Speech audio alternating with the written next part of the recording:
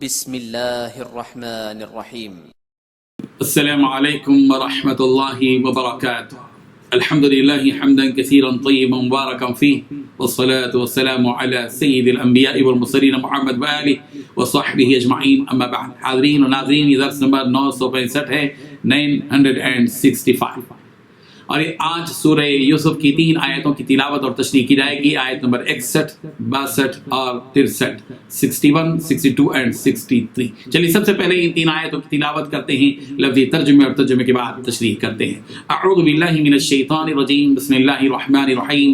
قالوا سنراود عنه اباه وإنا لفاعلون وقال لفتيانه اجعلوا بضاعتهم في رحالهم لعلهم يعرفونها إذا انقلبوا إلى أهلهم لعلهم يرجعون فلما رجعوا إلى أبيهم قالوا يا أبانا منع منا الكيل فأرسل معنا أخانا نكتل وإنا له لحافظون. صدق اللہ العظیم. لفظی ترجمہ یوں ہے، قالوا، انہوں نے کہا بھائیوں نے، سنراود، ہم ضرور مطالبہ کریں گے، عنہ، اس کا، ابا، اس کے باپ سے، وإنا، اور بے شک ہم لفاعلون، یہ کام ضرور کرنے والے ہیں. وقال، حضرت یوسف علیہ السلام نے کہا لفتیانہ، اپنے جوانوں خادموں سے، اجعلوا، تم رکھ دو، بضاعتهم، ان کی پونجی یعنی نقدی، فی رحالہم، انہی کے سامان میں، لعلہم، تاکہ وہ یعرفونہا، اسے پہچان لے، اذا، جب انقلبوا، وہ لوٹ کر جائیں، الی اہلہم، اپنے گھر والوں کی طرف، لعلہم، شاید کہ وہ یرجعون، پھر لوٹ آئیں. فلما، چنانچہ جب رجعوا، وہ لوٹے، الی ابیہم، اپنے باپ کی طرف، قالوا، تو انہوں نے کہا، یا ابانا، ہمارے ابا جان، منع، روکا گیا ہے، منا، ہم سے، الکیل، آئندہ ماپ یعنی غلہ، فارسل، لہذا آپ بھیجیے، معنا، ہمارے ساتھ، اخانا، ہمارے بھائی بنیامین کو، نقتل، تاکہ ہم ماپ غلہ لائیں، وإنا، اور بے شک ہم، لہو، اس کی، لحافظون، ضرور حفاظت کرنے والے ہیں. ترجمہ یوں ہے، انہوں نے کہا کہ ہم اس کے بارے میں اس کے والد سے تذکرہ کریں گے اور ہم یہ کام کر کے ہی رہیں گے.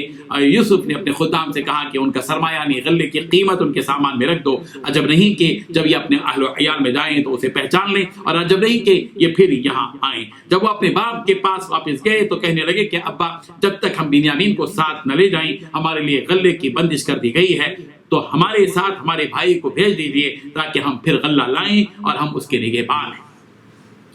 ان 3 آیتوں میں 7 باتیں بتائی گئی ہیں. پہلی بات، بھائیوں نے کہا کہ ہم اس کے باپ سے اس کے بارے میں ضرور درخواست کریں گے. دوسری بات، ہمیں یہ کام ضرور کرنا ہے. تیسری بات، حضرت یوسف علیہ السلام نے اپنے خادموں سے کہا کہ ان کی پونجی ان کے چکاجاؤں میں رکھ دو. چوتھی بات، اپنے گھر والوں کے پاس پہنچ جائیں تو اسے پہچان لیں گے، شاید وہ پھر واپس آئیں. پانچویں بات، پھر جب وہ اپنے باپ کے پاس آئے تو کہنے لگے کہ ابا جان، ہمیں غلہ دینے کی ممانعت کر دی گئی ہے. چھٹویں بات، اب ہمارے بھائی کو ہمارے ساتھ بھیج دیجیے تاکہ ہم غلہ لا سکیں. ساتویں بات، بلا شبہ ہم اس کی حفاظت کرنے والے ہیں.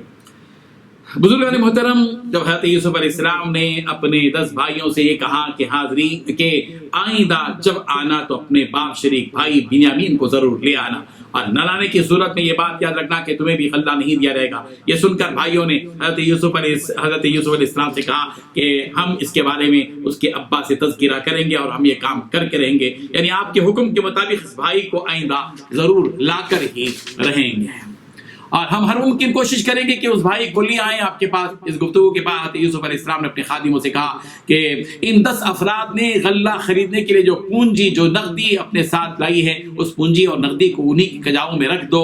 جب یہ اپنے گھر والوں کے پاس پہنچ جائیں گے اور وہاں پہنچ کر دیکھیں گے کہ ان کے غلے کی قیمت نہیں لی گئی ہے اور ان پر یہ احسان کیا گیا ہے کہ ان کی پونجی انہیں لوٹا دی گئی ہے، تو ضرور دوبارہ وہ واپس مصر آئیں گے. حضرت یوسف علیہ السلام نے یہ پونجی ان کے غلے کے ساتھ اس لیے شامل کر دی کہ انہیں یہ خوف ہوا کہ اگر یہ پونجی انہیں نہیں دی گئی تو پونجی کے ان کے پاس نہ ہونے کی وجہ سے آئندہ یہ نہیں آئیں گے. حضرت یوسف علیہ السلام کی یہ خواہش تھی کہ یہ بھائی آئندہ ضرور آئیں اور اپنے ساتھ اپنے بھائی بنیامین کو بھی ساتھ لے آئیں. دراصل ایک بھائی کا دل اپنے بھائی کے دیدار کے لیے کس قدر تڑپ رہا ہوگا، اس کا اندازہ ان تدبیروں سے لگایا جا سکتا ہے جو حضرت یوسف علیہ السلام نے اختیار کیا. حضرت یوسف علیہ السلام نے اپنے خادموں سے کے ذریعے بھائیوں کی پونجی کو ان کے کجاؤں میں اس طرح رکھوایا کہ پہنچنے تک بھائیوں کو علم ہی نہیں ہوا کہ ان کی پونجی انہیں لوٹا دی گئی ہے. حضرت یوسف علیہ السلام نے اپنے بھائیوں کو دوبارہ آنے کی ایک طرف ترغیب دی کہ کیا تم نہیں دیکھتے کہ میں کس طرح پورا تول کر دیتا ہوں اور میں بہترین مہمان نواز بھی ہوں. اور دوسری طرف دھمکی بھی دی کہ فَإِن لَمْ تَأْتُونِي بِهِ فَلَا كَيْدَ لَكُمْ عِندِي وَلَا تَقْرَبُونَ، اگر تم اس بھائی بنیامین کو میرے پاس نہیں لاؤ گے تو میرے پاس تمہارے لیے غلہ نہیں ہوگا اور تم میرے قریب بھی نہ آنا. جب یہ سارے بھائی اپنے ابا جان حضرت یعقوب علیہ السلام کے پاس آئے تو انہوں نے اپنے ابا جان سے کہا کہ ہمیں غلہ دینے کی ممانعت کر دی گئی ہے کہ مصر والوں نے ہم سے کہا ہے کہ ہم کو آئندہ غلہ نہیں دیا جائے گا، آپ اس لیے ہمارے ساتھ ہمارے بھائی کو آئندہ بھیج دیجیے تاکہ ہم غلہ لا سکیں. ان بھائیوں نے اپنے ابا جان کو اس بات کی تمانیت بھی دی کہ بلا شبہ ہم اس بنیامین کی حفاظت کرنے والے ہیں، وَإِنَّا لَهُ لَحَافِظُونَ.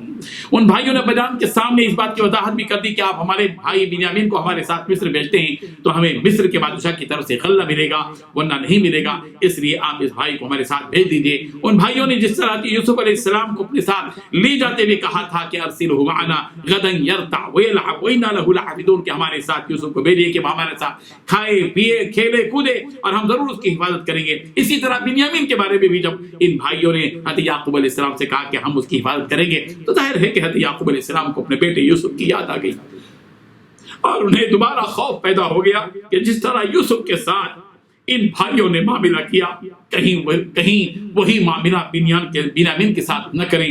اس لیے حضرت یعقوب علیہ السلام نے ان بیٹوں سے ایک اہم ترین بات کہی. وہ کیا بات تھی اس کو انشاءاللہ ہم اگلے درس میں بیان کرتے ہیں. وآخر دعوانا ان الحمد للہ رب العالمین.